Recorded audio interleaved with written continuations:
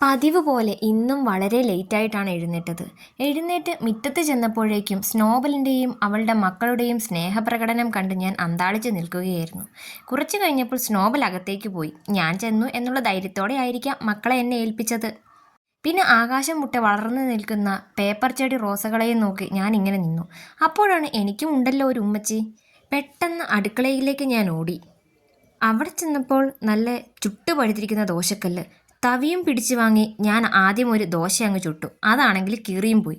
പിന്നെ ഒരു തരത്തിൽ അത് കൂട്ടി യോജിപ്പിച്ച് അത് ഞാൻ പെട്ടെന്ന് തന്നെ എൻ്റെ പ്ലേറ്റിലേക്ക് മാറ്റി.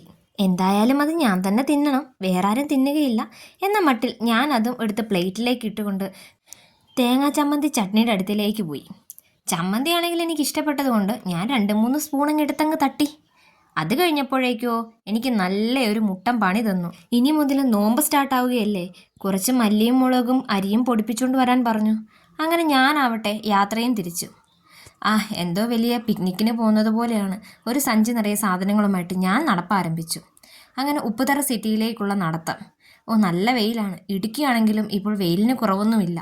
ഞങ്ങളുടെ നാടിനോട് ഇപ്പോൾ സൂര്യൻ എന്തോ തീർത്താ തീരാത്ത പകയാണെന്ന് തോന്നുന്നു.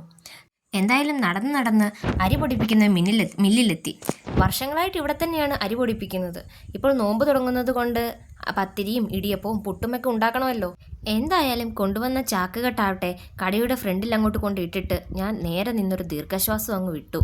ഞാനത് കൊണ്ടുവച്ച പാടെ ചേട്ടൻ ആ സഞ്ചിയുമായി ഉള്ളിലേക്ക് പോയി. ചേട്ടാ, 3 കിലോ അരിയുണ്ട്, 2 കിലോ മുളകുമുണ്ട്, നന്നായി ഒന്ന് പൊടിച്ചേക്കണേ. ഇത്രയും പറഞ്ഞുകൊണ്ട് ഞാൻ അടുത്ത സ്ഥലത്തേക്ക് യാത്രയായി. അതായത് മീൻ വാങ്ങിക്കാനാണ് അടുത്ത യാത്ര. അതങ്ങനെ നടന്ന് നടന്ന് കുറച്ചങ്ങ് പോവേണ്ടതുണ്ട്.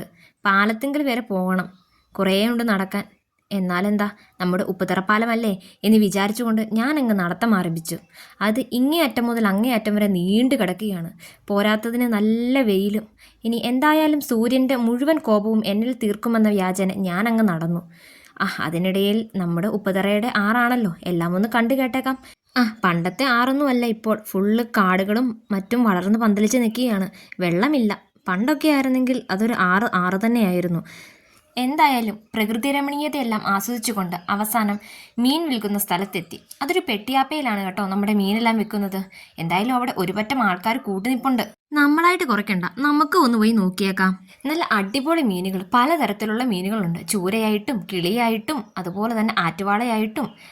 എന്തായാലും എൻ്റെ കണ്ണ് എപ്പോഴും മത്തിയിലേക്ക് തന്നെ. അണ്ണാ, എനിക്കൊരു 100 രൂപയുടെ മത്തി തന്നേരെ എന്ന് ഞാൻ പറഞ്ഞു. അണ്ണൻ അതും പെട്ടെന്ന് തൂക്കി എൻ്റെ കയ്യിൽ നിന്ന് പൈസയും വാങ്ങി.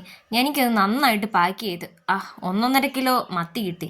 എനിക്കിന്ന് അത് മതി. ഞാൻ അത് മത്തി വാങ്ങിച്ച സന്തോഷത്തോടെ അതുമായിട്ട് ഇങ്ങനെ വീണ്ടും നമ്മുടെ വിദൂരത്ത് കിടക്കുന്ന പാലവും താണ്ടി വീണ്ടും വീട്ടിലേക്ക് നടക്കുകയാണ്.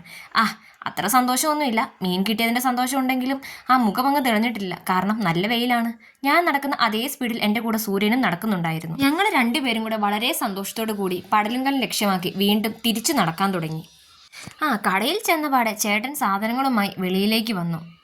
എല്ലാം ഉണ്ടല്ലോ അല്ലേ എന്ന ഒരു ചോദ്യത്തിൽ എല്ലാം ഉണ്ടായിരുന്നു. അങ്ങനെ എത്ര രൂപയായെന്നുള്ള ചോദ്യത്തിന് ചേട്ടൻ്റെ മറുപടിക്ക് ഞാൻ പൈസയും കൊടുത്തുകൊണ്ട് ഞാൻ വീണ്ടും തിരിച്ചു നടന്നു. ബാക്കി 15 രൂപ കിട്ടി. മതി, ഉള്ളതാവട്ടെ. അങ്ങനെ തിരിച്ച് വീട്ടിലേക്ക്. വീട്ടിൽ വന്നു. പൂച്ചസാർ എന്നെ നോക്കി ഇരിപ്പുണ്ടായിരുന്നു, നമ്മുടെ സ്നോബലേ. അങ്ങനെ വളരെയധികം വാടിത്തളർന്നു ഞാനിരുന്നു. അങ്ങനെ ഇരിക്കുമ്പോൾ അവനും കൂടെ ഒന്ന് എന്നെ കാണിക്കാമോ എന്ന രീതിയിൽ ക്യാമറയുടെ ഫ്രണ്ടിലേക്ക് വന്നു. എന്നാൽ പിന്നെന്താടാ, നീയും കൂടെ നോക്കിക്കോ. ഹലോ, ഞാനാണ് പൂച്ചസാർ എന്നുള്ള ഒറ്റ മറുപടിയിൽ ഞങ്ങൾ ഈ വ്ലോഗ് അവസാനിപ്പിച്ചു.